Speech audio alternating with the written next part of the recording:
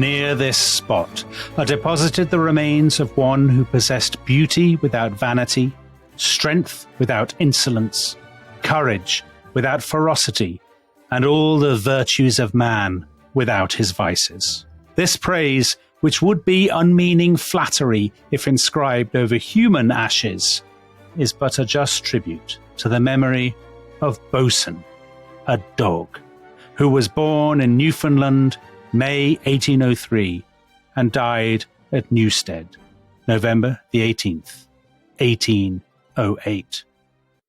So, Tom Holland, those are the words written by Lord Byron's friend John Cam Hobhouse on the urn of the dog, Bosun, and Newstead Abbey, aren't they? Very moving tribute. Tremendously moving. And Byron wrote something himself, didn't he, about this dog? Well, yeah, so inscribed on this tomb, which is in the grounds of Newstead Abbey, Byron's ancestral home, you have an entire poem by Byron, which concludes with the splendid couplet, "To mark a friend's remains, these stones arise.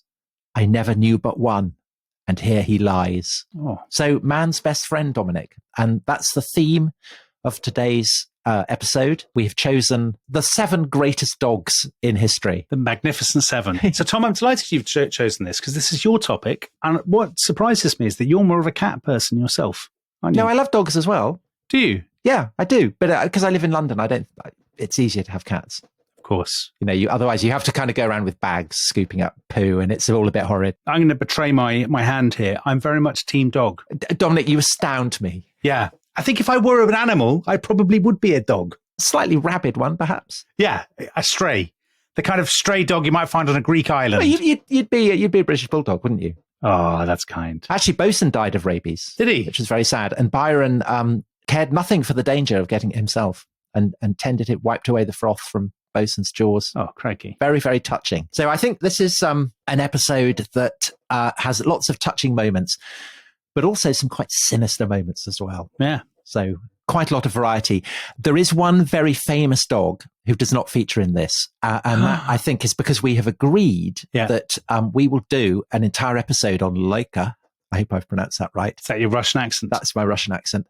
The stray dog from Moscow that was the first dog in space. Okay. And I think that her story would be a wonderful way to talk about the beginning of the space race and cosmonauts and all that kind of thing. So very good. She will come later. Well, our first dog is a contemporary of Laika's, I think. Yes. Part of Laika's generation, in fact. I chose this specially for you. Yeah. So this is Checkers, who's already featured on The Rest is History. And Checkers is the dog of Richard Nixon. Yeah. So very much a canine friend of the show, Checkers. So Checkers, Tom, do you know what kind of dog Checkers was? She's spaniel? That's right, Tom. That's right. And I can safely say people won't notice this listening to this podcast, but we actually had a massive hiatus then for about 10 minutes. We did more research than we've ever done before on The Rest is History. Well, I frantically tried to work out whether Checkers was male or female because Nixon gives a famous speech about Checkers in which he consistently refers to Checkers as it. Which is very Nixon, isn't it? Very Nixon. But Checkers was a black and white Cocker Spaniel. It was she. The New York Times ran an obituary of Checkers in 1964 and said of her, she had a ferocious bark, but a gentle disposition. Very like Richard Nixon, actually, Tom. Do all the first dogs, so the presidential dog is obviously the first dog. Yeah. Do the first dogs normally get obituaries in the New York Times? No, they don't. But Checkers is a genuinely important political dog. So to set the scene, we're in 1952. Senator Nixon, as he then was, had just been chosen by former General Dwight D. Eisenhower as his running mate on the Republican ticket. And Nixon was a slightly controversial choice because he was a bit of a Republican hatchet man, famous for his sort of attacks on communism and so on. And in September 1952, so just a couple of months before the presidential election, the newspapers ran this story that they said it was a private slush fund. So the New York Post said, secret rich men's trust fund keeps Nixon in style far beyond his means. Now, as people remember, if they listen to our Watergate podcast, Nixon was a man of very modest means, modest background, and was very conscious of it.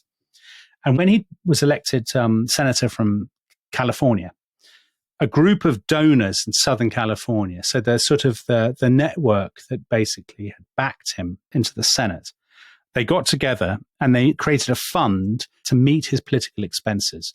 Now, this was actually not that uncommon in those days. So you had a small expense account as a US senator. But if you're from California, there's a lot of flights back and forth Washington. You're only covered for one, I think, a year. So this fund was going to meet his airmail and his travel costs and his telephone bills and sending out newsletters and stuff. And they raised about $18,000. So that's the equivalent to about 10 times that today.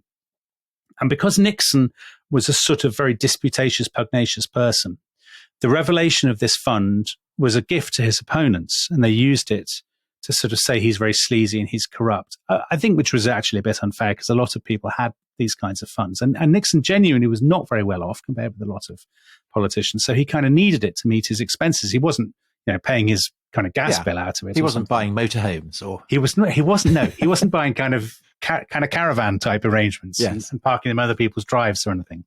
So there were mounting attacks on Nixon. And Eisenhower, who always really despised Nixon, actually, he's very tempted to drop Nixon from the ticket. So the Eisenhower campaign basically bought time for a TV address and said to Nixon, this is your last chance. You have to explain this on TV. If the public back you, we'll keep you. If they don't back you, basically you're out. So Nixon's under immense pressure. He goes on TV, gives this speech, and he says, Pat and I are very poor. There's a line he says, which I always like, where he says, Pat doesn't have a mink coat. She has a respectable Republican cloth coat, but I always tell her that she'd look good in anything. Oh, brilliant. And at that point, some people are weeping lots of people are weeping. Others projectile vomit right, all exactly. over the television set. And then he has this fantastic twist where he says, now there's one other thing I have to tell you, because if I don't, they will be saying this about me too. We did get one gift. A man down in Texas heard Pat on the radio mention the fact that our two youngsters, he's got two girls, Julie and Tricia, would like to have a dog. And believe it or not, the day before we left on this campaign trip, we got a message from Union Station in Baltimore. They had a package for us. We went down to get it. You know what it was? It was a little Cocker Spaniel dog in a crate that he sent all the way from Texas, black and white spotted. And our little girl, Tricia, the 6-year-old, she named it Checkers. And you know what? Says Nixon. The kids love the dog. And I just want to say this right now, that regardless of what they say about it, we're going to keep it. Oh, God bless America. Yay for Nixon. Yay for Checkers. It's a true story. So it was a Texan salesman called Lou Carroll had genuinely read an article about Pat Nixon, in which she said her girls would like a dog. And he had genuinely sent them a telegram and said, on behalf of the great state of Texas, I'd like you to have this puppy. So the speech is watched by 60 million Americans. Which I think is the largest audience at that point in history for a political speech. Nixon says in his memoirs, the TV cameraman was crying at the end of the speech. The switchboard is jammed with supporters, so Nixon stays on the ticket. His political career is saved. Checkers was sent enough dog food to last her a year, and they got sent leads, they got sent dog toys, they got sent collars. The veteran columnist Walter Lippmann said, it was the most demeaning experience my country has ever had to bear in its history. God, well, it's lucky that he died when he did. Hasn't seen what's come later. Right. The amazing thing is that actually behind the Checker speech, there's another dog speech, Tom. Oh. So this is actually two dogs in one. Oh, brilliant. Because what Nixon had done is the day before he gave that speech, he had remembered a speech that Franklin D. Roosevelt had given in 1944, when Roosevelt was running for his unprecedented fourth term in office. And Roosevelt had been coming under great criticism from the Republicans. And Orson Welles, of all people, had suggested to Roosevelt that he mention his own dog, who was called Fowler. And Roosevelt said in this speech, the Republicans they're not just content with attacking me and my wife and my sons and my family. They also now include my little dog Fowler, which was true because the Republicans had been telling this story that Roosevelt had left his dog behind on one of the Aleutian Islands and had sent a destroyer in the middle of the war to go back and pick Fowler up, which was completely untrue. But it would have been fair enough even if it had been true. Well, send a destroyer.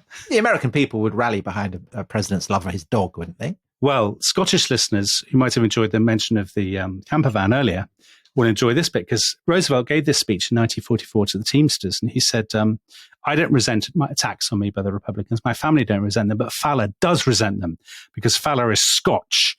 And being a Scottie, as soon as he learned that Republican fiction writers had concocted this story, his Scotch soul was furious. He has not been the same dog since. I have a right to resent and to object to libelous statements about my dog. Yeah. So for Nixon to sort of basically not rip off this story, but to turn it into this populist kind of mawkish fable absolutely inflamed Democrats. So everybody would have picked up the reference. Oh, lots of people would. Yeah, lots of people would. Nixon was always incredibly mawkish, but it was a mawkishness that absolutely resonated with a lot of middle America. The funny thing is, Nixon actually slightly resented it being remembered for the dog, because it was quite a long speech. Yes. So in his memoirs, he always calls it the fund speech, and he barely mentions checkers at all. Whereas it's remembered as the checkers speech. And Nixon, there's another bit of history with Nixon and dogs, Tom, because when Nixon did enter the White House, sadly, Checkers was dead. Oh. So Checkers is the most famous political dog of all time, but never actually got to go in the White House. So when Nixon goes in 1969, his staff... He didn't stuff her. No, he didn't. No, he didn't. Put her in the Oval Office. His staff bought him a dog, an Irish red setter, whom Nixon called King Timahoe. So there were actually 3 dogs at that point in the White House, because Julie and Tricia still had dogs. They had dogs called Pasha and Vicky. But King Timahoe didn't initially take to Nixon. So his staff had to leave they led trails of biscuits all through the White House that led to the Oval Office, to Nixon's desk. And Nixon kept a tin of biscuits. So they bonded eventually, did they? They did bond eventually, I think. There were some stories that his staff, in an attempt to kind of appease the dog, would throw biscuits around the Oval Office, and they broke a clock with a dog biscuit. I don't know. Can you break a clock with a dog biscuit? It would have to be quite a heavy massive dog biscuit, biscuits, wouldn't it? Yeah. Well, it's 70s, kind of. Yeah, I don't know. Do they have dog biscuits in America? Are they not dog cookies? Yeah, do they call them dog biscuits? I think they do call them dog biscuits. They're just not consistent, Tom. I don't approve of it, but there you go. Can't be helped. Right, Dominic, so that's our first one. You talked about mawkishness, and you talked about Scotland. So listeners will probably be able to guess our second dog, which is probably Scotland's most famous dog, absolute star of Edinburgh tourism.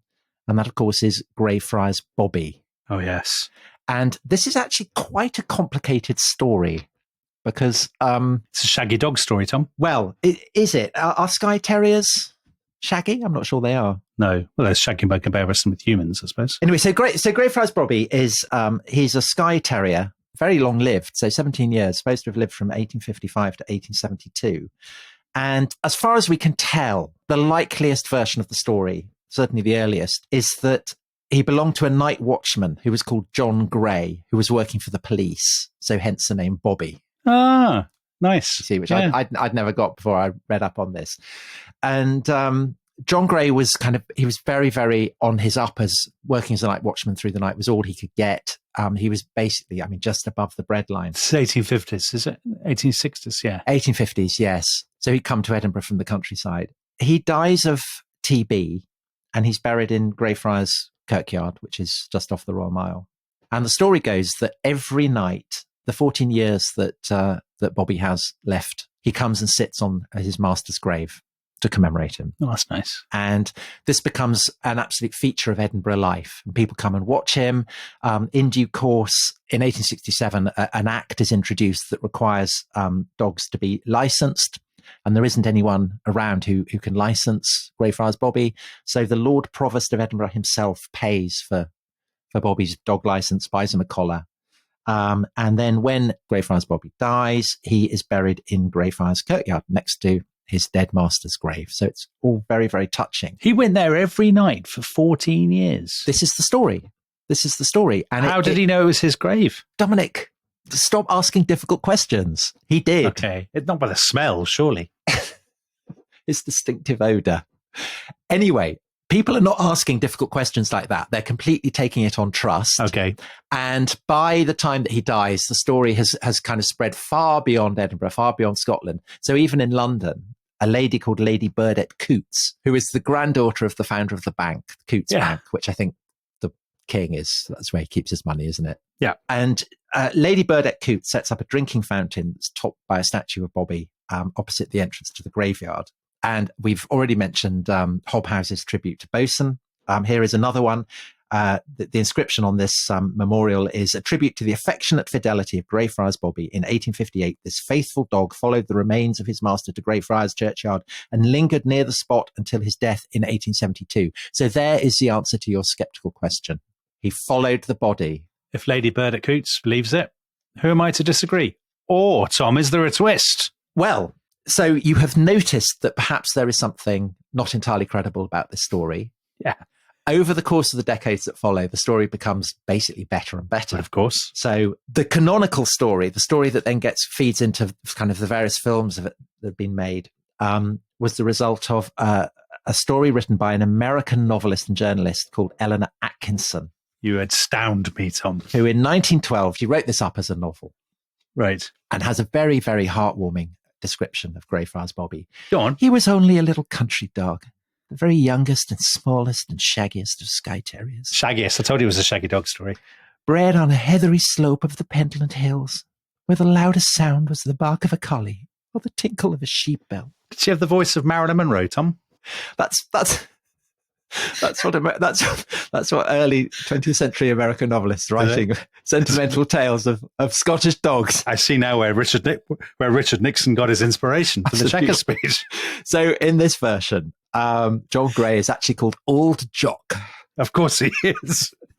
And the story in this is that he is taking Bobby to a place that did actually exist on Candlemaker Row in Edinburgh, Trails Temperance Coffee House, at 1 o'clock every day for lunch.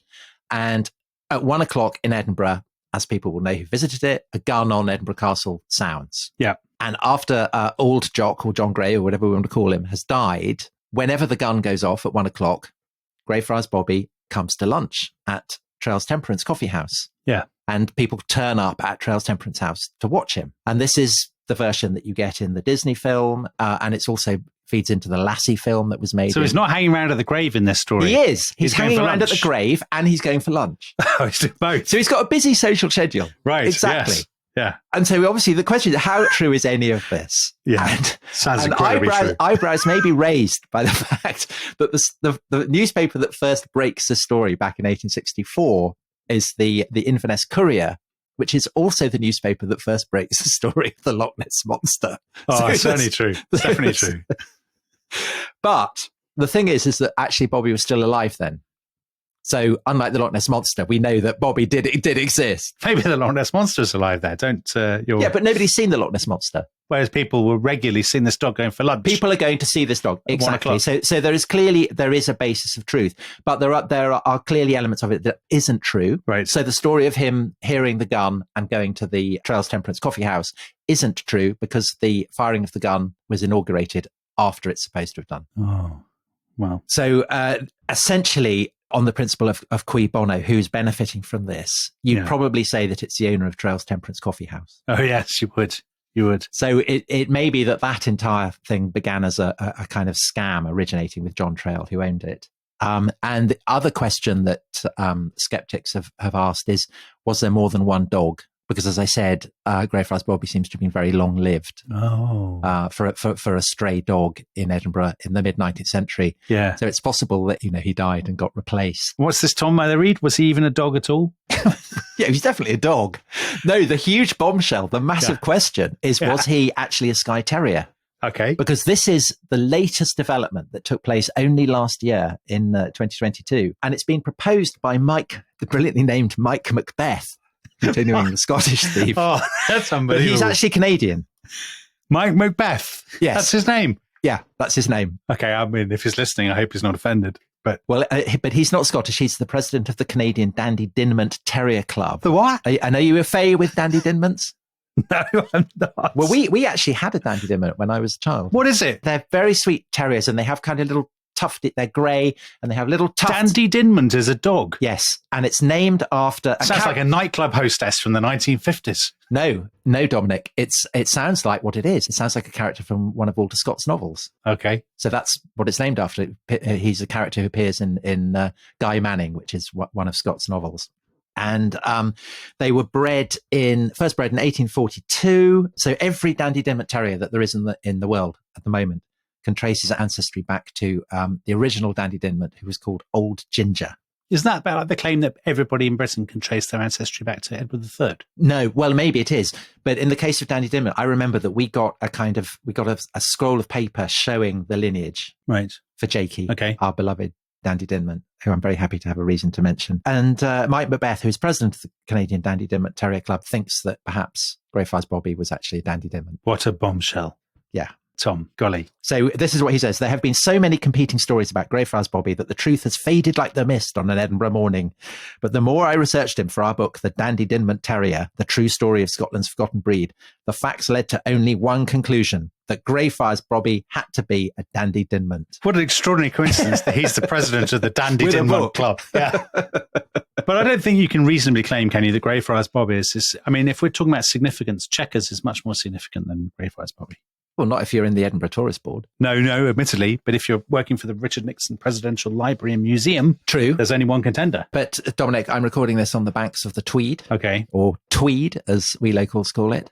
And so Edinburgh is much closer to me than California. We'll agree to differ on that. I mean, I would say that Greyfriars Bobby is definitely one of the absolutely very famous dog. Don't you think? It's famous, but it's not significant in the evolution of populism, as Chequers is. Well, and talking about the evolution of populism. Yeah. Who's number 3? Our third dog is, so we've had one dog owned by a sinister right-wing leader, and now we have another dog owned by a sinister right-wing leader. Does Liz Truss have a dog? This is Blondi, who was owned by famous animal lover Adolf Hitler. Tom, I can't believe you've gone there. Blondi is your number 3. Well, Hitler was a big dog lover, wasn't he? Well, our Democrats cheer. Because Hitler had been messing around with dogs in the trenches in World War I. Because in my adventure in time, the Second World War, it's a great opportunity for me to advertise my excellent children's book, in which the Führer appears as a major character. The book begins with Hitler, and he's just a young man, and he's in the trenches, and he has a dog. And when I wrote the first draft of that chapter, and I showed it to my son, he said, "You've got to cut the dog, because all children will assume that a young man with a dog is the hero. Is the hero." Yeah. And Hitler had a dog which was a Jack Russell, a white Jack Russell, supposedly initially the property of a British soldier, of a Tommy, who had found its way into the trenches. And Hitler had adopted the dog, and he called him... So he'd stolen it. He'd stolen an Englishman's pet. Well, Hitler called him Fuschel, which means little fox. And he wrote, I think later, he says, how many times I used to study my dog Fuschel. I used to watch him as if he was a man. It was crazy how fond I was of that beast. And the story is that in 1917, Hitler moves down the line. His sort of regiment moved to Alsace, I think. And a railroad official offers Nixon some money for the dog. And Nixon says, no, you could offer me 200,000 marks and I wouldn't part with him. But then when they come to leave, have I called him Nixon again? Anyway, yes. Oh no, Hitler Very Freudian slip. Terrible. This is terrible. Hitler goes off and he can't find the dog, and he assumes the railroad official may have stolen him, and he never sees the dog again. Oh. And Tom, this is a great what if of history, isn't it? Yes. If Hitler had found that dog, maybe he'd have been a nicer person. Maybe, but his demons wouldn't have been quite so murderous. Exactly. But he had lots of dogs, actually. He was very into German Shepherds, which were hugely popular with the kind of nationalist right, because absolutely. They were, Aryan dogs, if that's such a thing. Well, so their full name is Canis lupus familiaris, and lupus, of course, is wolf in Latin. And the Nazis were very, very into dogs who were close to wolves, because wolves were seen as belonging to the primordial German forest and embodying Aryan kind of values of ferocity and strength and things like that. And the most famous of all the German Shepherds owned by Hitler was one that Martin Bormann, who also loved German Shepherds, gave him in 1941. And this is Blondi. Yeah. He loved Blondi, didn't he? He did. And Blondi featured a lot in Nazi propaganda. So Hitler was always kind of shown with Blondi. Kept her by his side in his various retreats and things like that. Yeah. And in 1945, when he goes to the bunker, he takes Blondi with him into the bunker and lets her sleep on the bed, which Ava Brown was not keen on at all. She had dogs of her own, though. Scottish Terriers again. Okay. One of whom, weirdly, was called Stasi. Stasi. So strange. Stasi is the East German... Yeah, secret police. There's a Graham Hancock series in this, Tom. Yeah. So why did they name their security service after a dog owned by Hitler's wife? Because Blonde is not a good name for a security service. I suppose that's true. Yes, I suppose that's true. Anyway, so March 1945, even as the Soviets are closing in, Blondi has a whole litter of puppies. Oh. Which is lovely of Hitler. But then 29th of April, He knows it's all over. Yeah. He's got the cyanide. He's not certain it's going to work. Yeah. And so he tries it out on Blondi. It does work. He's absolutely distraught when Blondi dies. What do you think was going to happen? I mean, that's madness. Give a dog cyanide. And... Well, I suppose part of him would have wanted it to work, because then he'd know that he'd be able to commit suicide and it would, he wouldn't be captured. But I guess the other half of him, he'd be very sad at losing Blondi, who he obviously adored. And then 30th of April, Hitler commits suicide, Ava as well. And after they're both dead, their guards get the puppies that Blondi's just delivered and shoot them all. Oh my God. And they get burned with the bodies of... They burn the dogs as well? Hitler and Ava, yeah. Because the bodies fell into the possession of the Red Army. And that's crazy. Well, I don't know what happened to Stasi. It's an odd one, isn't it, choosing Hitler's dog? Because it humanizes Hitler.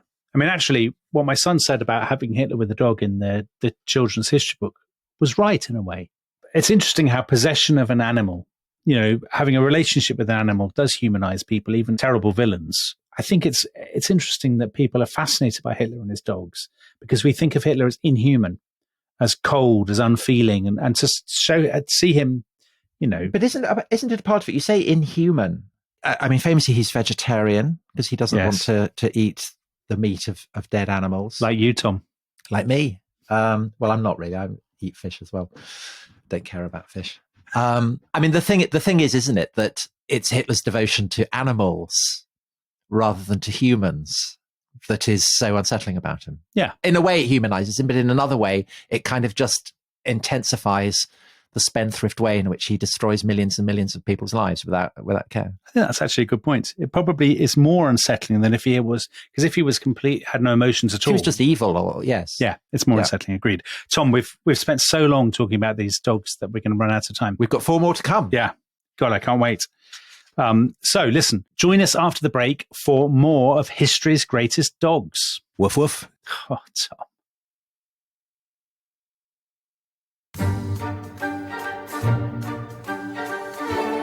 Welcome back to The Rest is History. We are talking dogs with top dog lover Tom Holland. Tom, I believe you've got an apology to make to the listeners. Is that right? I do have an apology to make. So you may have been hearing a strange creaking sound, and that strange creaking sound comes from the chair of our friends, who I'm still up in Scotland at the moment, and we have no Wi-Fi on our side of the Tweed. So I cross over and I'm using theirs. It's definitely the chair, Tom. And it is definitely the chair. And not the ghost of your Dandy Dinmont dog. Jakey. Oh, I wish it was. Bless him. You've got 4 dogs and you've got half an hour. 4 dogs, yes. So the 4th one. So there are a lot of kind of mystic, legendary dogs. I could have chosen Argus, who was the dog of Odysseus, very famous. Do you remember the story that Odysseus has been away, the Trojan War, for 10 years, and then he's been wandering around the Mediterranean for another 10 years, and he arrives back in Ithaca disguised as a beggar, and no one recognizes him except for Argus, his old dog, who's been thrown out by the evil suitors from the palace and is lying on a dung heap. And as Odysseus walks by, cunningly disguised as a beggar, he looks up, recognizes him, whimpers, licks his hand, and dies. So very moving. But I'm not including him because Argus didn't actually exist. Okay. Instead, on the whole kind of mythic, legendary dog front, I've gone for one who might have existed. Might? So it's a great story. And this dog is called Gelert. And Gelert is supposed to have been owned by Llewellyn the Great, who was the great Welsh prince in the first half of the 13th century. King of Gwynedd. Yeah, the last great flourishing of independent Wales before the conquest by Edward I. And the story goes that Llewellyn the Great, he has a little baby boy. The baby boy is left in a crib, guarded by Gelert, who is his dog. Okay. And Llewellyn the Great goes out hunting, leaves Gelert behind to stand guard over his son. Llewellyn has a great day out shooting deer or whatever it is he's doing, comes back, and he finds Gelert lying next to an empty crib, and Gelert has blood all over his jaws. And so Llewellyn leaps to the logical conclusion that Gelert has eaten the baby. And so he draws his sword and slices off Gelert's head. Crikey. Cleans his sword, wanders into the next room, and there he hears the cries of his baby son. And he looks round, and there is a dead wolf. Oh, Tom. Which had attacked the child, but been killed by Gelert. So Gelert had actually died defending the baby boy, and that's why he had blood all over his jaws. And Llewellyn, of course, is absolutely crippled with remorse and a sense of bereavement. Yeah. and he buries the dog with tremendous ceremony. And the story goes that from that point on, he never smiled again. Crikey. That is a sad story, isn't it? It is a sad story. The thing that slightly worries me about that story is I think I've heard that story before in other contexts. Like what? I don't know, but it just seems to me like you can't bring your skepticism to such a moving tale and not be able to justify it. That feels to me like a Icelandic saga stroke Greek myth dog story. No, do you not think? It definitely happened to Ellen, and the proof of that is that it was written up in a splendid poem in the 18th century by a guy called William Robert Spencer. He kind of hung out with the Whigs, with Charles James Fox and all the lads. Oh, yeah.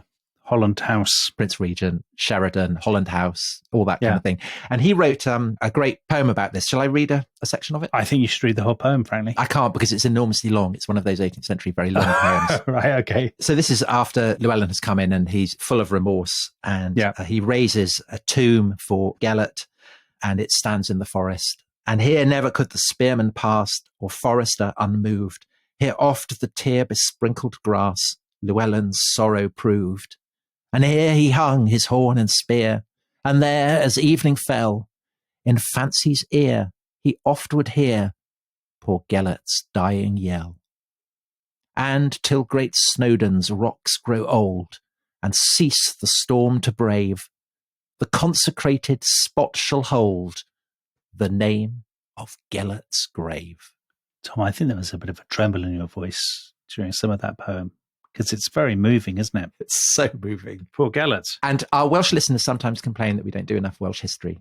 But I think that they will feel that we have more than adequately. With that beautiful reading from an English poem, you've...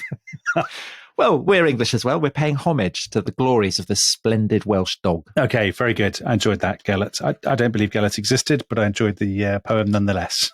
So give us a dog that did exist. Well, the next dog is, it's a Pekingese. Okay. In fact, it's the very first Pekingese that was brought to Britain. Ooh. It was brought to Britain in 1861, and it's a story that doesn't reflect tremendously well on Britain. Oh, Tom. Do you think we do this podcast to hear this sort of nonsense? And when I tell you that the Pekingese was given to Queen Victoria and she named it Luty, right, you may be able to guess how and why this dog was obtained when I remind you that in 1860, so the year before it arrives back in Britain, an Anglo-French force had marched on Beijing, on Peking, as they called it then, and sacked the old Summer Palace. Oh yeah, the burning of the Summer Palace. Very great scene in Flashman. Right, so you know all about it from Flashman. So just tell us about the sack of the Summer Palace. So it's the Second Opium War. Yeah, so okay, so the Summer Palace was the, it's such a terrible cliche, but I'm going to say it anyway, it was the jewel in the crown of the Chinese Emperor's possessions. It's got these magnificent gardens and pavilions. It's absolutely stuffed with treasures, with artworks, with vases, with all this sort of stuff. Because it's the British Museum crossed with, Regent's Park? Yeah. I guess so. And crossed with Buckingham Palace, I suppose, if you could imagine it all in one complex. Yeah. It's the Second Opium War. The Chinese had seized the Allied negotiators, the delegates, and they tortured them and stuff. It's absolutely superbly done, the pathos of it, in George MacDonald Fraser's novel. Because Lord Elgin, who's the son of... Yes. The Lord Elgin, as in the Parthenon Friezes. He basically orders the destruction of the Summer Palace in retribution for what's happened to sort of allied the European negotiators. And the British and French just basically storm in, they burn, they smash, they steal, they kind of level the whole thing. They actually, General Gordon, probably the preeminent friend of the rest is history, he was present at the sack of the Summer Palace. He was appalled by it, wasn't he? He was. He said it made one's heart sore, as in painful, to see the burning of all the artworks and the gold ornaments being destroyed and the things being torn down and vases smashed, but also people making off with tons and tons of stuff. Gordon said it was wretchedly demoralizing work for an army. Yeah. And Victor Hugo, he compared France and Britain to bandits. So it was seen at the time as a pretty shocking thing to have done. And so that's why the idea of looting is kind of very much in the air, and why Queen Victoria, when she is presented with this little dog, kind of makes a joke of it. So it was found by a guy called John Hart Dunn, who was a military man, served in the Crimean War, very patriotic. When he was out in China serving with the French, he would make a point whenever they captured somewhere of running up the Union Jack before the tricolour could be raised over conquered Right. forts. And so he's there in the summer palace, and he wrote this autobiography later, and he described looting Lootie. And he described her as a pretty little dog, smaller than any King Charles, a real Chinese sleeve dog. It had silver bells around its neck, and people say it is the most perfect little beauty they ever saw. And so he takes this little dog. I mean, it has to be said, in exactly the same way that the Chinese, when they go on imperial adventures, bring animals back. Okay. You know, like the Romans, the Chinese had been kind of bringing animals as evidence of their conquests, as evidence of their triumphs back to their capital. And now basically John Hart Dunn is doing the same, because he takes this Pekingese back to England on the voyage home. He has a kind of cap, and he has a little Pekingese sleep in it. And he presents it to Queen Victoria. And Victoria, I'm afraid to say, slightly disgraces herself, not only by giving her the name that she gives the dog. This is honest. I guess it is honest, but she doesn't look after Lootie at all well. So Lootie is a palace dog, and therefore is used to being fed delicate, you know, perfectly cooked portions of chicken, delicious, soft, light rice. But Queen Victoria feeds her on offal, which is very déclassé. I think it's trying to build the dog up. And Lootie is painted by a German student of Edwin Landseer, as in Monarch of the Glen. Yeah. Very popular painter with Queen Victoria. But then once she's been painted, she gets taken away to the kennels in Windsor, and Queen Victoria basically ignores her. And she died in 1872 and is buried in an unmarked grave. Unmarked grave. So I guess if you wanted, you know, a metaphor, if you were straining, if you were being harsh on the British Empire, Lootie would be quite a good metaphor. Okay. Tom, can you remedy this with a more patriotic dog? Yes. Good. I absolutely can. Splendid. Because obviously we are a very patriotic podcast, and so I didn't want to leave it on that note. No. So now we come to very much a friend of the show, Admiral Collingwood, who people who listen to our episode on the Battle of Trafalgar will remember. Cuthbert Collingwood, hero of the battles of Cape St. Vincent, of Trafalgar, kind of Nelson's right-hand man, friend, successor. And again, I'm up here in... I've crossed the Tweed, so I was in Scotland, and now I'm in England, in the northeast of England, which is very much where Cuthbert Collingwood came from. So he was born and raised in Newcastle. Named after St. Cuthbert, Tom. It all stitches together. Yeah. So anyway, so he's very much a naval man. In 1790, he is given Bounce, this little puppy. What's Bounce? Not entirely sure. Oh, okay. So basically a generic dog. A generic dog. Okay, people can use their imaginations. He could be massive.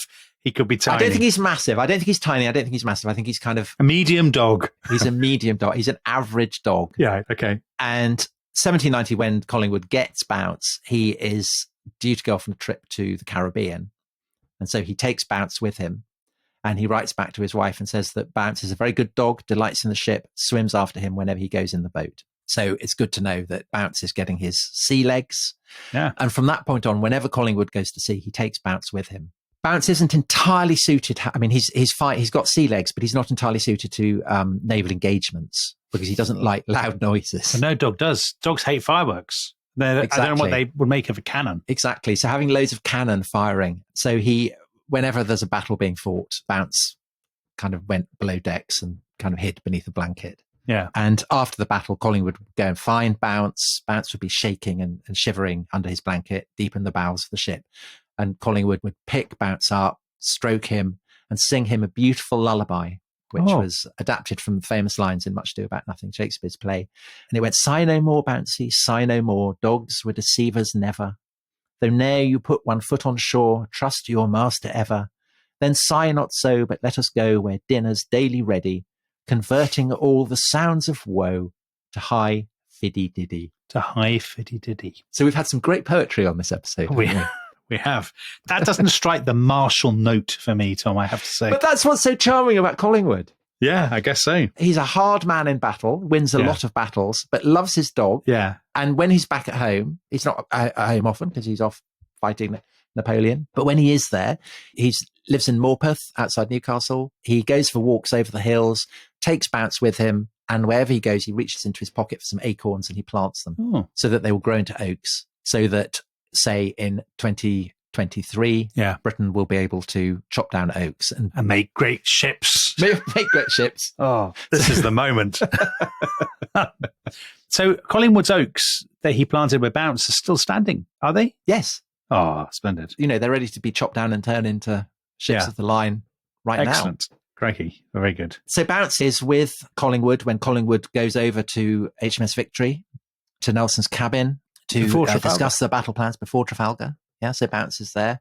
I mean, obviously, in the battle itself, he's below decks, shivering underneath a blanket. I mean, he probably doesn't contribute much to the discussion, presumably. Well, I suppose he probably provides inspiration to the British captains, an example of a British dog. Yeah, British pluck, the bulldog spirit. I mean, he's not a bulldog, but he could be a bulldog because we don't know what he is. I imagine he's not a French poodle. No, definitely not. That would be very bad. Not some fancy Frenchified dandy dog. Well, although, Dominic, so after the Battle of Trafalgar, he becomes Baron Collingwood of Calderburn and Hethpool in the county of Northumberland, which means, of course, that Bounce has been elevated. And Collingwood writes back to his family saying that he is all out of patience with Bounce. The consequential airs he gives himself since he became a right honourable dog are insufferable. He considers it beneath his dignity to play with commoners' dogs and truly thinks that he does them grace when he cons to lift up his leg against them. So that's quite sad. Is Collingwood serious? Or is he... No, it's naval banter, Dominic. Right, okay, just checking. 4 years after Trafalgar, Bounce is getting very old. He's become rheumatic. And he falls overboard and drowns. Oh, my God. You can't just come out with that, Tom, with no preparation. Well, so Collingwood was distraught and again wrote back and said that what a huge loss Bounce was. I have few comforts, but he was one, for he loved me. Everybody sorrows for him. He was wiser than many who hold their heads higher and was grateful to those who were kind to him. This is one of our most poignant podcasts. Well, it gets even more poignant because the crew on Collingwood's ship, even though they couldn't give Bounce a proper naval burial because obviously he'd fallen overboard and drowned, they make a small coffin the size of the dog, and they drape it in a Union Jack, and then they give it a burial at sea. Good for them. That reflects very well on the Royal Navy. And they then pull into, they go to the Balearic Isles, they pull into Mallorca, and the crew buy Collingwood a new Bounce. They dress him as a sailor with a neck scarf. A neck scarf. He would apparently parade with the Marines. I don't want to alienate our American listeners, so I know are very keen on this, but I don't really approve of a dog in clothes. No, well... So dressing him as a sailor, I don't approve of. Yeah, I hear you, but the fact remains that Bounce 2 stayed on board ship even after Collingwood himself had died. Really? And so what happened to Bounce, the junior? I don't know, he just kind of looked like he became the ship dog. Okay. So that's a stirring and happy story, I think. That is a nice story. And you've got one more to go, Tom. So I still think Checkers is the best dog, but that's because I'm biased. But Bounce, I have to say, is right up there. It's very, very close. Okay. But could our final dog storm through to the title? I think you'd agree that all of these dogs would make great films. Yeah. Well, in fact... Greyfriars Bobby has been a film. But the final dog is a dog who was in loads of films as an actor. And that is Rin Tin Tin. Oh, yeah. Very good choice. Who was, again, a German Shepherd dog. Yeah. An extraordinary story. So Rin Tin Tin is a German Shepherd dog, but is born in France. Okay. On the Western Front in 1918, as the Allies are kind of pushing forward and the Germans are starting to retreat. Yeah. And during this great push, the Americans are rolling the German lines up, and a guy called Corporal Lee Duncan, who is in the US Army Air Service, is sent forward with a group of other men to secure a French village called Fleury to see if it would be a good place to kind of set up an airstrip. And they go there and they go to the German headquarters and they find it's been very badly damaged by bombs, that the Germans have fled. But there is a kennel, and in the kennel there is a German Shepherd, and she has just given birth to a litter of 5 tiny puppies. And they're so small that they haven't even opened their eyes yet. Duncan rescues the dogs, the mother and the puppies, and he brings them back to his unit. And he gives away all the dogs, including the mother and the puppies, but he keeps 2, a boy and a girl. Okay. And he calls the boy Rin Tin Tin, and he calls the girl Nanette. Actually, Rin Tin Tin is probably Rin Tin Tin, actually, because these were good luck charms that were given to American soldiers by children in France. So Rin Tin Tin and Nanette. Right. That I did not know. Yeah. But Rin Tin Tin would not have been a name for a film star. No. So Rin Tin Tin he becomes, because Duncan smuggles the 2 puppies aboard the troop ship when they go back in 1919. I suppose they're not puppies by then, are they? They're no, kind of whatever. adolescent. Frisky adolescent dogs. Frisky adolescent. I mean, it must be tricky to keep them on the troop ship. Anyway, he smuggles them across. They get to America. Nanette, very sadly, I think dies in New York. I think he gets quarantined and dies. And so Duncan buys another dog, Nanette 2. So a bit like we've had Bounce 2, we have Nanette 2. He comes from California, from Los Angeles, and he takes Rin Tin Tin and Nanette with him back to LA. And when he gets to LA, he teaches Rin Tin Tin all kinds of tricks. And the particular thing that Rin Tin Tin can do is to jump enormous heights. And this obviously in LA, in Hollywood, where producers are always looking for kind of exciting stunts and things that they can put into the movies. This becomes something that attracts the casting directors. And so in 1922, Rin Tin Tin is actually cast as a wolf in a film called The Man from Hell's River. And he plays the wolf tremendously well. So much so that the following year in 1923, he gets his first lead. And he appears in 27 movies in all. Wow. He is such a star that he comes to be called the mortgage lifter by people in Hollywood. Why? Because he makes films that enables people to pay off their mortgages. That's a good name.